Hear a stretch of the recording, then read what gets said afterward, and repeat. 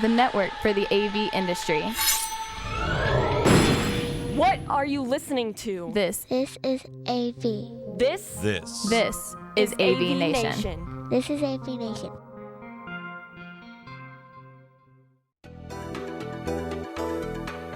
Greetings and welcome to this episode of AVNation TV's Connected. I'm your host, David Danto, and look, we're back. We're back at the CES show in Las Vegas.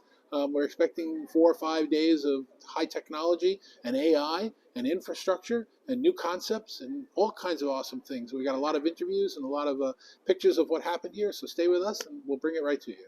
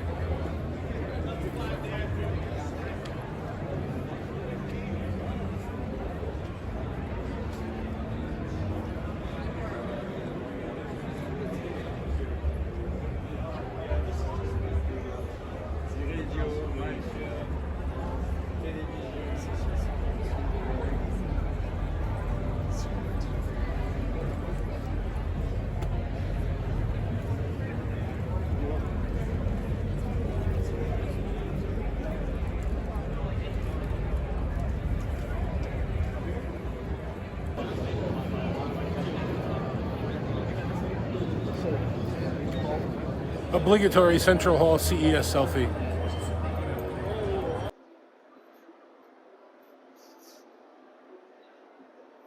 Hi everyone, my name is Jawei. I'm with Kandao Technology. I'm the Chief Growth Officer here. And today I want to show you some really interesting meeting products that we have developed. Our solution is focused around 360 panoramic capture, center of table solutions that also have built-in mics and speakerphones, and also most importantly, what differentiates us from other 360 companies is that it has built-in Android operating systems. This year, we're really excited to show off the Kandao Meeting Ultra, which has the lenses, mics, and speakers, but also this touchscreen tablet. What's also really unique is that we have the built-in different custom views, where you have two 180 degrees coming out of each lens, or you have a 360 on top with up to 8 active speakers. This camera right here will live stream in up to 4K 30 frames, so you can stream that through any video conferencing platform, Zoom, Teams, or whatever it is. And the previous generations would be the Meeting Pro that's super popular with financial institutions, government institutions, nonprofits, enterprise. So all of our cameras are focused around 360. And with this 360, it allows you to have more face-to-face conversations, and it's also built for spaces of any size. Whether it is a workspace, small meeting rooms, medium meeting rooms, or large meeting rooms, we can cover all of those needs. And definitely, we also have built in a system so that you can connect up to 4 devices together to service larger conference rooms. If you would like more information, please visit our website at www.kandaovr.com.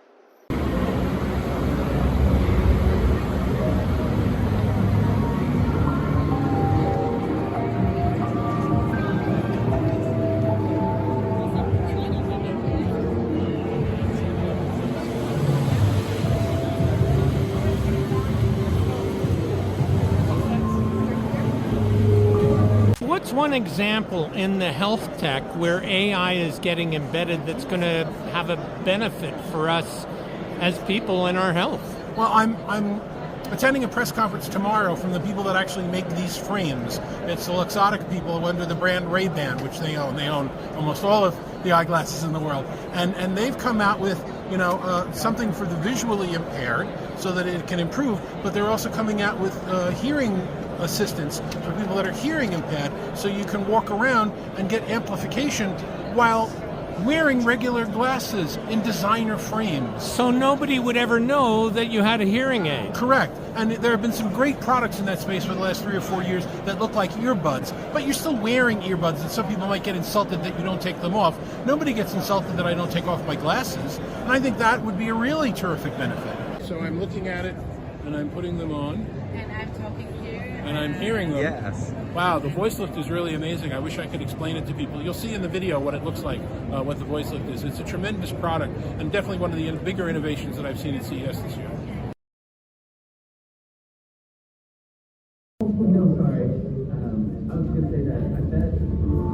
One way that we could do it is we are Nuance, a driving force in hearing care. We are sound engineers on a mission to redefine how you hear the world around you.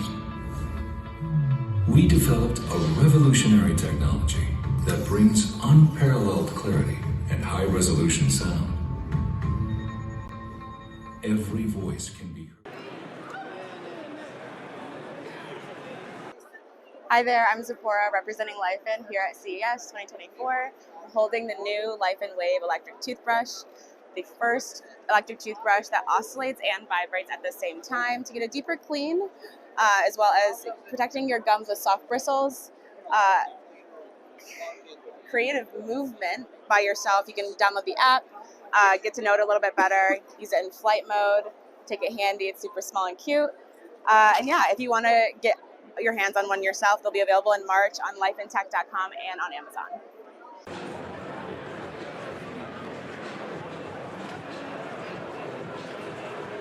My name is Richard Malter, and I am from Enchanted Tools. And you sound like you have a Brooklyn accent. Is that where you're from? I'm from Paris, France.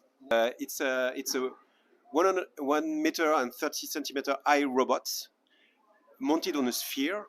So he's rolling around. He has 2 arms and a really, really pretty face with animated movements and 2 big ears, something like 20 centimeters ears. We feel we are in the category of humanoid robots because the robot has 2 arms and 2 hands, and it's the best shape to have a robot in a human area, to have robot around us, because our robots is made to work among us. But we add more than just this humanoid, these arms. We add a face, and we create a new kind of spaces. We create characters. We work with people from animation movie, because we think we have to bring more than just utility when we build robots. We think technology can be more than useful. Technology can also bring smiles, nice reactions, and that's why we want to bring more than just the utility of it, but bring kind of cartoon characters. So technology that helps not only use the battery all the way to the beginning of the lifetime, so it's a closed loop volume, but it also allows it to be recycled to use again.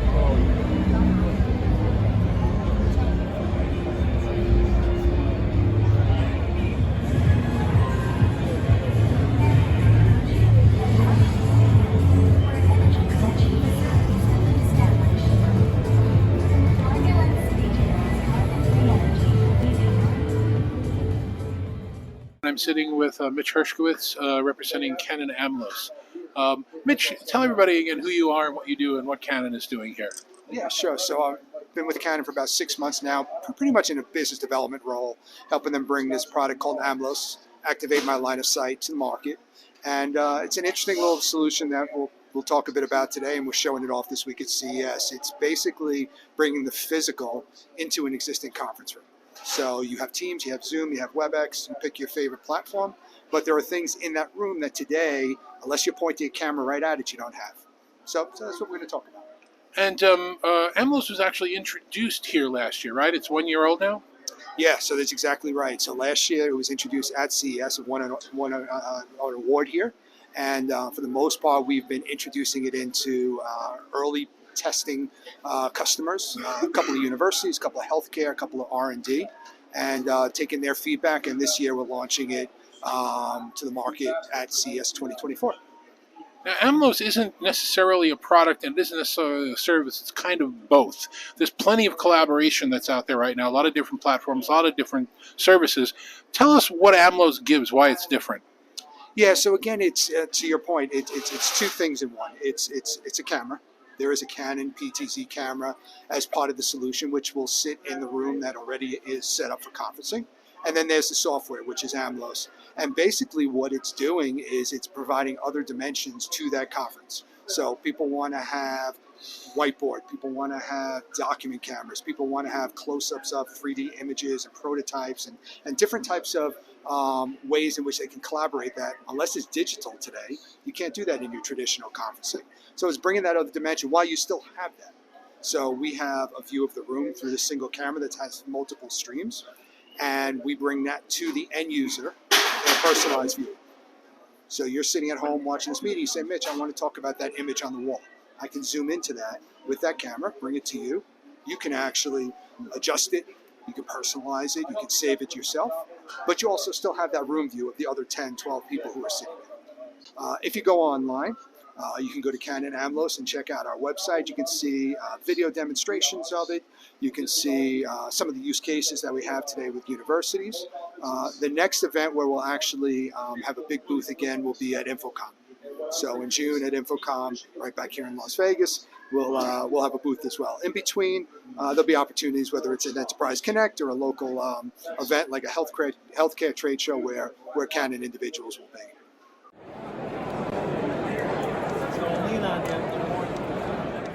So I'm here at Showstoppers, terrific event run by Steve and Dave Leon, really good guys. And I just saw a company, I'm going to show some of the video for you, called VO, that's coming out with a product that's really amazing. It shoots a video camera through a transparent OLED screen, and they do processing with the camera to interpret what the interference would be from the video image and electronically remove it. Really awesome stuff. Here, take a look. So this is a camera shooting through the transparent LED screen, and what you're seeing on the screen is artifact that's coming because the camera's shooting through the screen. So what VO is doing is it's taking a software program to remove the artifact from the video, right? So show us what that looks like. So there's the camera that's mounted behind it, and now it's shooting through that image. And if we take a look at how that's coming out, it's perfectly clear. So the technology is the LG transparent screen, and it's your camera, yes, and it's your software, yes, that runs through, and the software is processing the camera. Yes. So maybe the camera can't see the screen, but see the system. Right. And when will it be available? This summer. This summer. Yeah. This size and the larger size? Yes.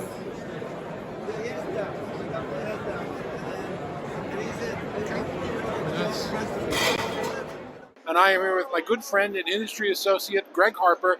Greg, I want you to tell everybody who you are and what you do, but Greg is probably the one person in this city right now that I've been working with professionally longer than anybody else, going way back to when we were both doing things for F&N. Right, F&N when it was still the Exxon building on 6th Avenue. Yes, and I was talking to Gary Shapiro the other night, and we're trying to figure out how long I've been coming to CES, and we think it's about 36 or 37 years, starting in Chicago and then coming to Chicago here. So I've been doing this for a long time. So there isn't enough room on this video for all of our hats combined. Correct. But what's the simple, easy way to describe what you do in the industry for someone? Well, I look for trends, I look for futures, and I try to then design technology that's going to take that into case. So I'm not as interested in necessarily the device that's out there today, but I find CES in general a very, very great place to get ideas and see where people are going. I can't tell you how many things I see, like at Showstoppers, and then 3 years later it becomes a real product and a major thing. I mean, I was thinking, just for example, this year both LG and Samsung showed little robots. Well, I got my little robot 3 years ago, and my grandkids love it, and now all of a sudden it's a product. But, you know, we sort of see that. It was AI doing it. So you see things here first, and then that leads it. You know, in the old days, it used to be the government industry, you know, military led the technology. today it really is the consumer world that's leading the technology. So you've already agreed, and we're going to do a show probably in the next week or two with a round robin of, I don't know, 4 or 5, 6 panelists about what happened. And I want you to save some cool things there because the show's not over yet. It's actually, we've been here for 3 days. Today's the first day that it opened. Correct. There's plenty we haven't seen. But right now, after the first day and the media days, what's the top 2 or 3 things that you saw that you're excited about? Well, obviously AI is everywhere.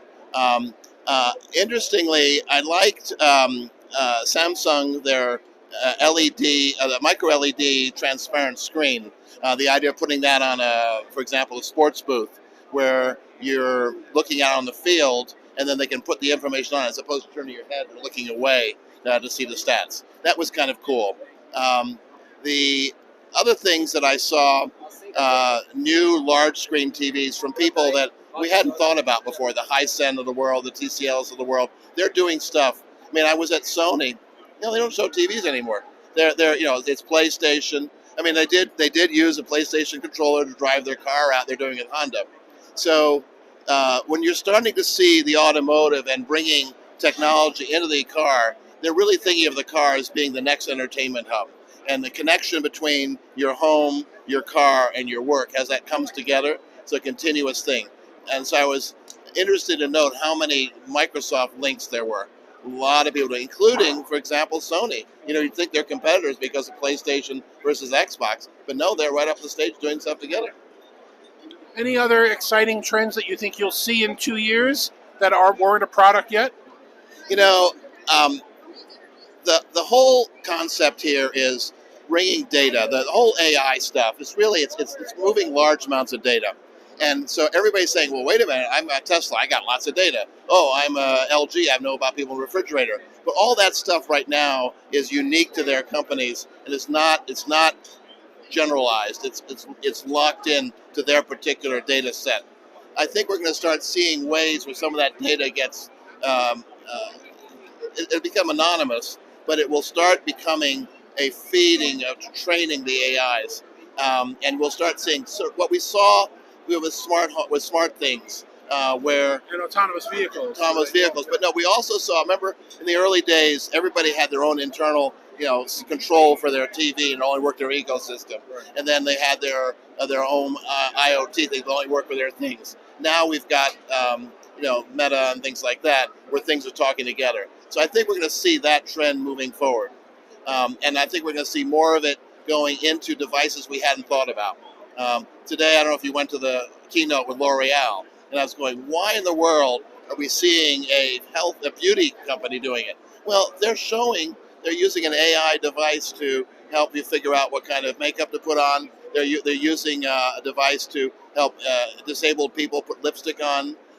They're analyzing your face, deciding what they recommend. Now, it's still a marketing thing, but they also showed off a hairbrush that would allow you to dye your hair. Now, not thinking, you and I don't need that, or maybe we do, but I like my silver. Yeah, but you get people doing things like that, and it's sort of thinking about how we can bring these things together, and that's kind of interesting. And the other thing, just as a quick point, is some of the technology matures to the point where it's so easy.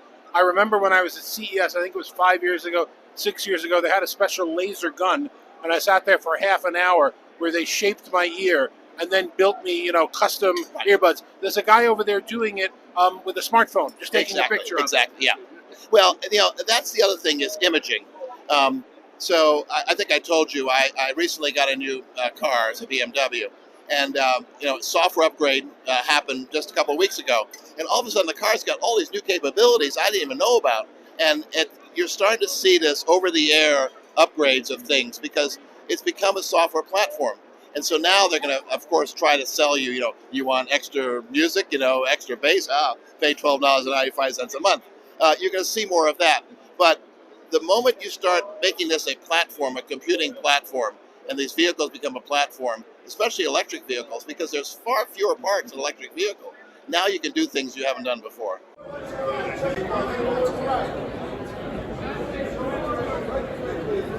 Back, pick up, show interest.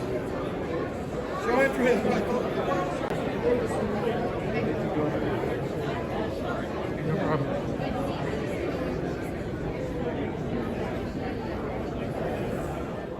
I'm at Eureka Park this morning at the Venetian Expo Center. It used to be the Sands Expo Center. It's a really Dickensian experience here. The best of times, the worst of times. It's great to see a lot of startups. If you look down any of these corridors, that you can't walk through them. It's just too crowded to get through down to see any of the products. I wanted to bring your attention to a company that's making a really cool product. Here, I'll show it to you. Different because, I mean, I could take you a couple of other booths that would blow your mind. And they would just lay over the top of this and rematch. Right here. The product is XBot Go from a company called Blink Tech.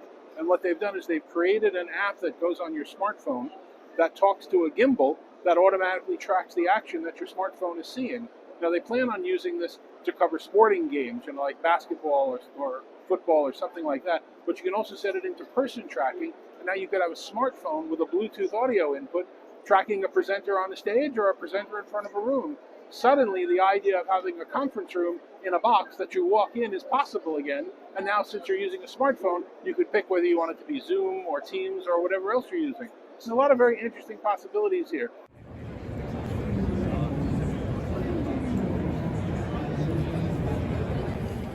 I just got out of a press conference that was being done by Abbott Laboratories. Really innovative use of augmented reality and mixed reality to help people donating blood. Here, take a look.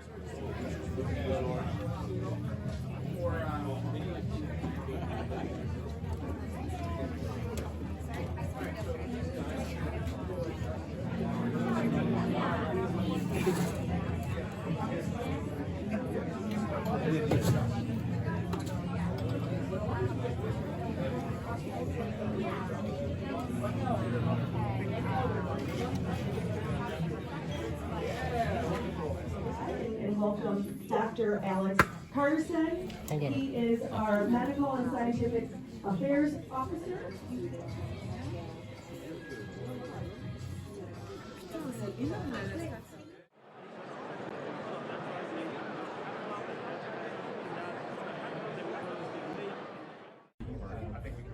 Just had a great demo of the Auracast experience from the Bluetooth SIG. Auracast is going to be a technology that allows the Bluetooth user, the Bluetooth device holder, to listen to broadcast streams from sources that can be TVs in a bar, they can be airports, they can be assistive listening systems. It's a one-to-many transmit. New technology coming out. A lot of companies are supporting it. Take a listen to some of the demo.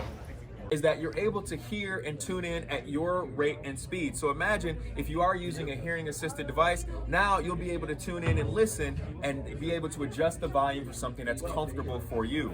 The other benefit, and what you'll notice, and I noticed you pointed out the one there, the transmitter here that we're using here is GNN, the Streamer Plus. So this transmitter is allowing it to transmit out at a regional area. And the transmitter size is important, and I'll talk a little bit more about why that's important later on. But the benefit is now that if I have the transmitter, I'm able to now go ahead and send that broadcast out. And because it is an unlimited amount of receivers, anyone that is in that broadcast range can tune in at their pace and speed. I'm in the SK booth. SK is one of the largest companies in Korea, and they've built an actual amusement park here in the middle of CES 2024. I don't know if you can get an image of it, but there's a miniature version of the Sphere over there. Behind me on the other side, there's an immersive ride. There's a dancing race car ride to show off some of the car batteries. They're showing off fuel cell technology. They have a plastics recycling area. They've got a train ride, an adventure area. Literally, they've built an amusement park here in the middle of CES 2024. It's stunning. It's interesting. I spoke to a couple of the people that work here to ask, what's the message? What are you trying to say? And it's really just for awareness of the company. So welcome to CES 2024, where you're in Wonderland in an amusement park.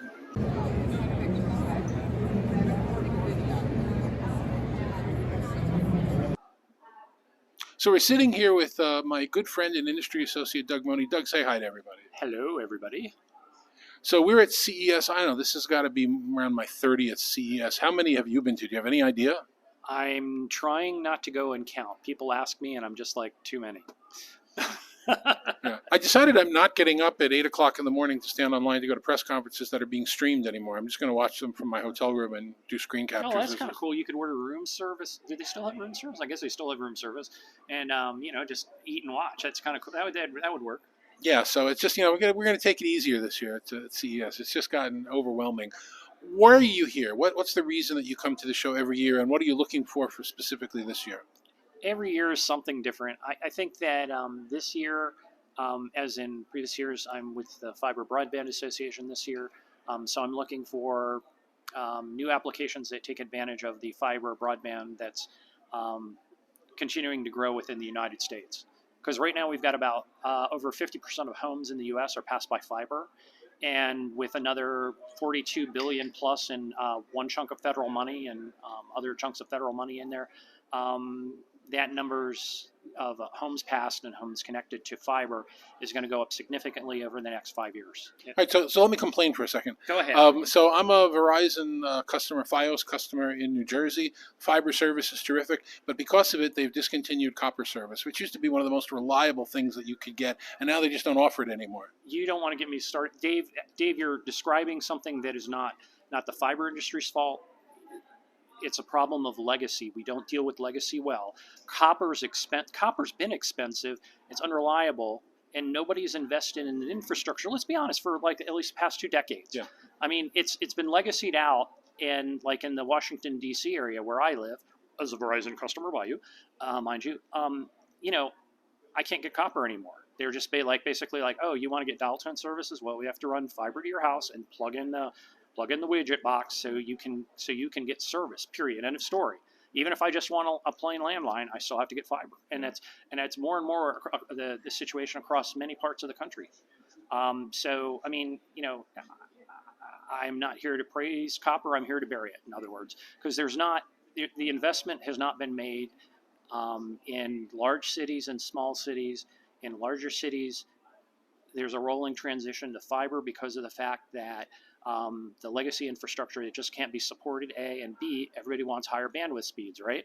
We found out during COVID that, DSL speeds, 10 megasecond off of a copper line, assuming you could get reliable service, just didn't work when you had 4 people in a household trying to do work from home and also doing education in the house. So, it's not a matter of if, it's a matter of when. And if you go back and look at the history of folks talking about the death of copper, it's been happening for like 2 to 3 decades. People haven't, 2 decades, I'll say, where it's been a known fact that all these legacy switches in the United States that were put in back in their heydays in the 70s, 80s, and 90s, well, they're starting to die because the companies that made them died. The people who know how to fix them either died or retired, and it's just copper is a legacy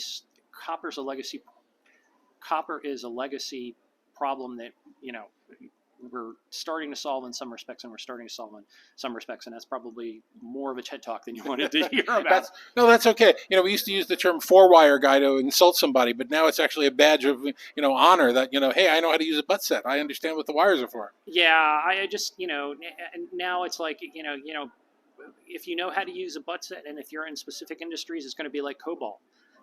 There's a dwindling number of people who know how to use that technology, and there's a dwindling number of installations, but those installations that do use that technology, they're going to be willing to pay for it. So we basically have 3 servers running out right now. So one is like if you give a script, it automatically changes to a video, and secondly, if you don't have the text, then just like give the keywords to the GPT, and it automatically write down your text and turns to a video. Okay. I just finished getting a demo of a product from NTT Sonority, which is amazing. They're making an open-ear style headphone called Noon, and it sits outside your ear. They have it as wired earbuds, wireless earbuds, over-the-air headsets, and it's floored me. I asked them what the frequency response was, understanding that the bass for an open-ear environment would probably be, 100 hertz or 200 hertz, and they said the answer is it goes down to 40 hertz. and I put it on, and they're right. It's open ear. It has true bass response down to 40 hertz, or at least it seemed like that to me. And then if you're standing next to me, though, no one can hear it. It only projects the sound right into your ear. Take a look at the demo and of me wearing it. It's really amazing. Hello, my name is Robert from NTT Sonority, and I'd like to introduce a product from our company. We're an audio device company just established in 2020, but we have a very exciting product. The product you're seeing right now, there is an open ear design product. If you take a look at it, here it is. It's an open ear product. I can still hear the music, but at the same time, you can have a seamless conversation at the same time. We have many products that you see right now on the lineup, and the one you're seeing at the middle is a really nice design. It's a very innovative design. It's something new. People will be real excited. Now, having a seamless conversation gives lots of merit, but you know what? These kinds of products is a concept model, and I would love people to try this on. Stay tuned. All right.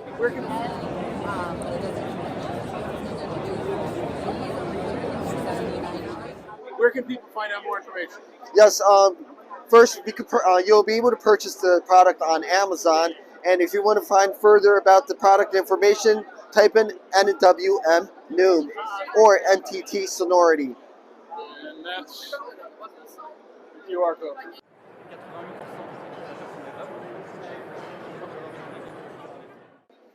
Hey, this is Gary Boss, and I'm with Audio Technica, and we're at CES 2024.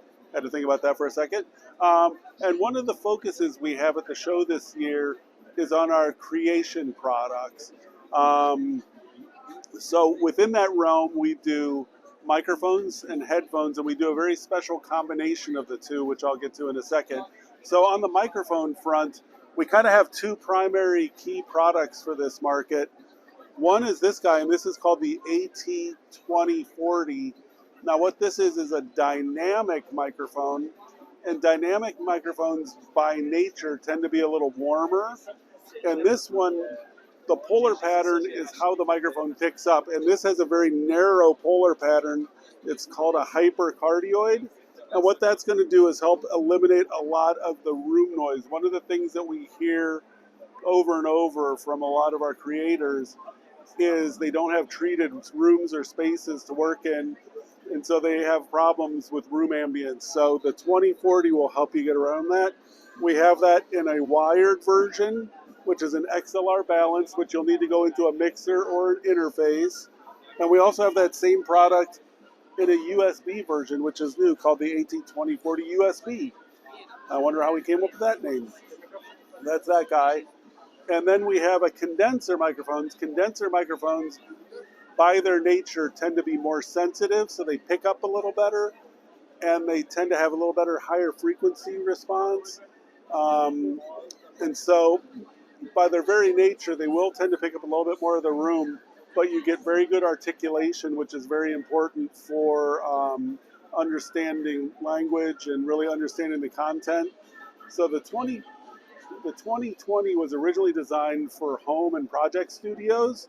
So this is a product that literally came right out of professional recording studios right into the creation market, and that's the 2020. Again, we also have a USB output version of that because we're cool. And the latest version of that is this guy here called the AT2020 USB XP. And what do we have there? Well, we have the same condenser element with a couple little tricks. One is we have automatic gain control. So what that's going to do when you plug that in, regardless of if you're talking very loud or very quietly, it actually automatically adjusts the gain so you get adequate signal into your system. And the other thing is we have 3 levels of digital noise reduction, which is going to help control the noise in your room. Right on board, we have a silent capacitive mute switch. A lot of people call this a cough switch, so if you're in the middle of a stream, you can hit that and it doesn't pop. It's a silent switch. And so that's the 2020 USB XP. How can people find out more about it? Audio-technica.com. We have a lot of kind of increased, what do I want to say, enhanced content on that site about when I was talking about the dynamic microphone versus the condenser. You can find more about that. You can find out the difference in polar patterns, a hypercardioid versus a cardioid polar pattern. That's all on our website at audiotechnica.com. That's it for this episode of AVNation TV's Connected. I'm your host, David Danto. Thanks very much for watching. We really do appreciate it. We'll see you on the next one.